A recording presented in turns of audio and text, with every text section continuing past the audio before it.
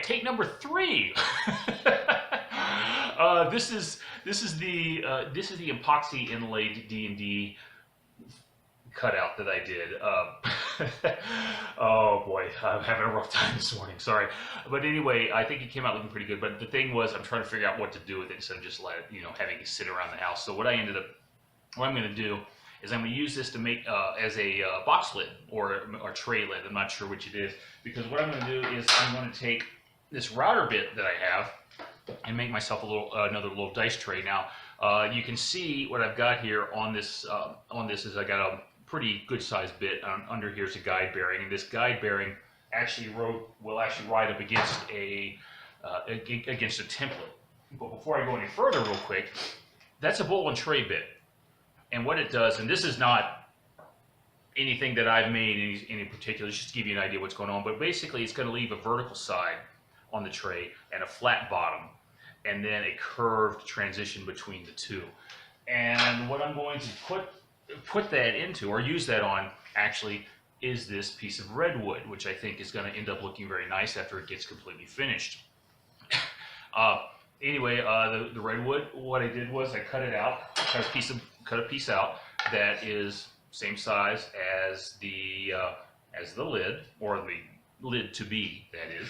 And then what I also did was I cut out just a little very, very simple square template.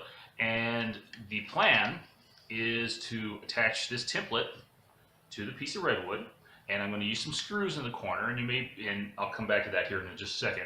But then I can use, with the guide bit on the router, that's going to follow the inside of the template, and I can go as deep as I want to. Now I plan to go down, let's see, I think this is about 1.25 inches to 1.5 inches thick, something like that. So I plan on leaving about 3/8 of an inch on the bottom here, and 1/2 inch all around the sides.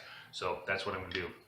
Now the other thing you may be wondering though, since I'm going to screw this guide template on to my actual working blank, you may be wondering, okay, you know what? I just put a couple of screw holes into the face of the working blank. Don't worry. There's actually a method to this madness, as opposed to just madness to the method. But I will come back and I'll show you what's going on with that here in just a few minutes. So with that, like I said, I got a nice squared up piece of redwood. I got a template, got a couple of screws, I got a router ready to rock. So I think that's probably what's going to happen here in a few minutes. So talk to you later. So like the iPro. All right, don't know how well you can see this, but if you look right here and right here, yeah, there's some cracks actually down in the wood here, and they definitely don't go through to the bottom of the piece here. And I'm hoping to be able to save this workpiece. So the plan right now is to mix up a little bit of 5-minute epoxy, and I'm going to go ahead and fill these cracks with as much epoxy as I can get them to hold. And if there's a little bit of overflow, that's not a problem. After it completely cures, the router is definitely going to be able to clean up any leftover epoxy.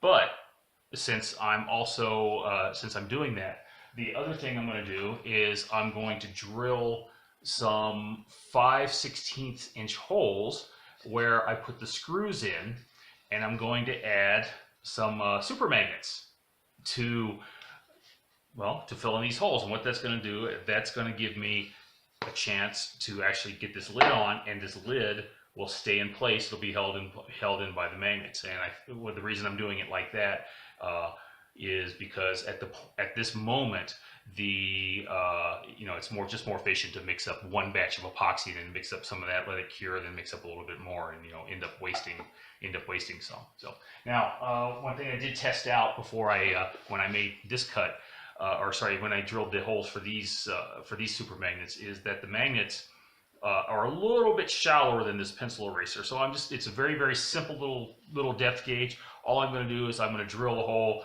and I'm just going to keep testing it with the pencil eraser. And when the hole is just slightly deeper than the pencil eraser, that's when I'm going to know it's going to be deep enough to hold the super magnets. So anyway, that's going to be it. Now we'll come back and let you know how this worked out. So I'll talk to you in a bit.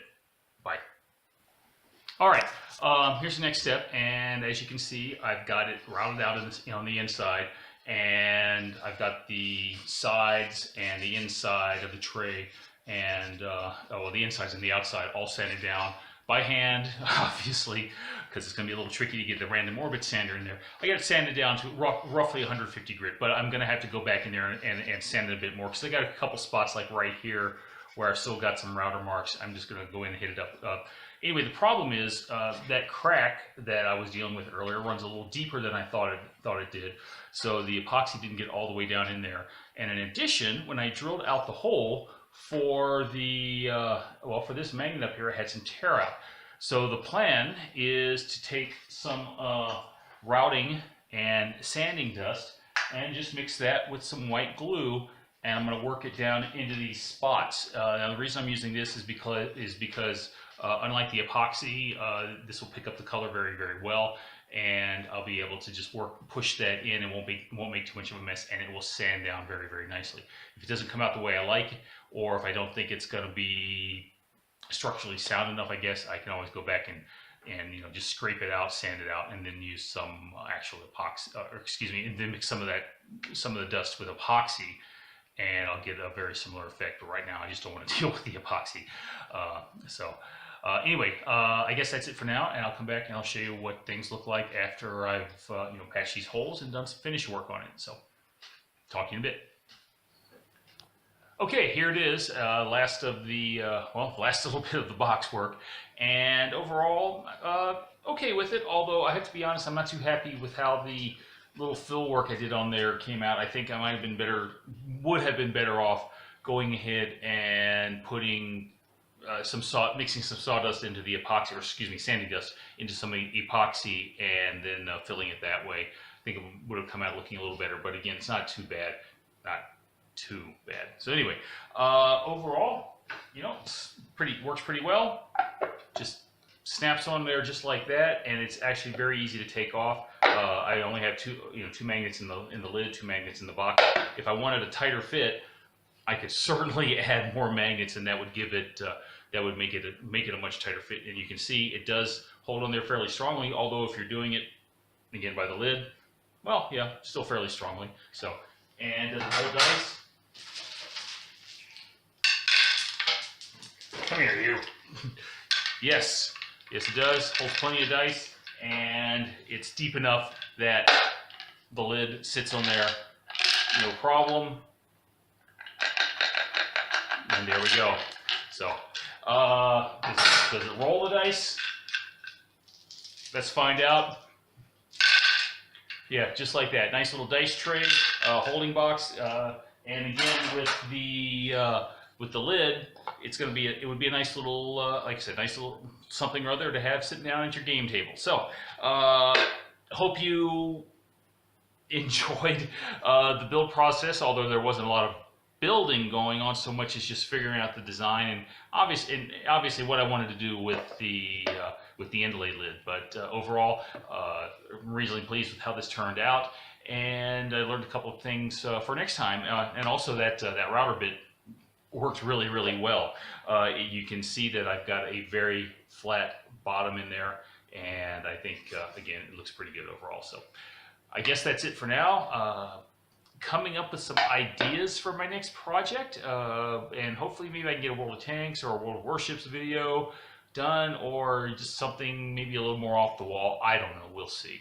So anyway, with that, I guess that's it for now, and I will talk to you later.